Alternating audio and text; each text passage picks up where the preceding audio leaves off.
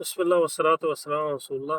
یہ بات میری خاص ان لوگوں کے لیے ہے جو کہ مکہ اور مکرمہ اور مدینہ المنورہ کی زیارت یعنی حرمین شریفین کی زیارتوں کے لیے جاتے ہیں یا جائیں گے یا جانے کا پلان ہے۔ خدا بخدا یہ جو اسمارٹ فون ہے جس سے میں آپ سے بات ہوئی ہے، جس سے میں آپ سے یہ بات ڈسکس کر رہا ہوں، اس میں جو کیمرے کا اور سیلفیز کا استعمال ہے ان مقامات پہ کم سے کم کریں، کوشش کریں کہ نہ ہی کریں۔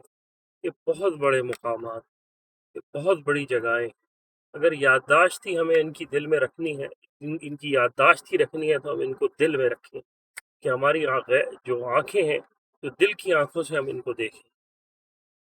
ابن عمر رضی اللہ عنہ اور عباس رضی اللہ عنہ، ابن عباس رضی اللہ عنہ، یہ دونوں حضرات خصوصاً اہل علم سے سنا کہ ابن عباس عبداللہ ابن عمر رضی اللہ عنہ جو عمرہ کرتے اس کے بعد مکے کی تنعیم سے باہر یعنی مکے کی حدود سے باہر اپنا خیمہ لگاتے اور کہتے کہ اس جگہ کی قیمت اور اہمیت بہت زیادہ ہے۔ ابن عباس رضی اللہ عنہ کی قبر جو ہے وہ طائف کے اندر ہے، اور آپ رضی اللہ عنہ کے بارے میں بھی یہی منقول ہے کہ آپ کہتے تھے کہ یہ جو جگہیں ہیں یہ بہت زیادہ ان پہ جو ہے ان کا ادب اور احترام ہے۔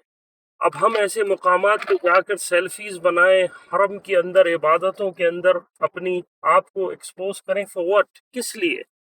ہمیں اللہ کو دکھانا ہے، ہمارا یہ عمل اللہ کے نزدیک مقبول ہو۔ صحیح احادیث کے اندر آپ علیہ الصلوۃ والسلام کی طرف سے سخت معاملت ہے تصویر کے کھینچنے کے لیے، تصویر کے بنانے کے لیے۔ ہم طواف کر رہے ہیں، ہم خصوصاً خوف آتا ہے کہ ہم رسول علیہ الصلوۃ والسلام کو ہم سلام کرنے جا رہے ہوں، وہاں ہمارے ہاتھ میں جو ہے وہ سیلفیز اور موویز بننے والے کیمراز ہوں۔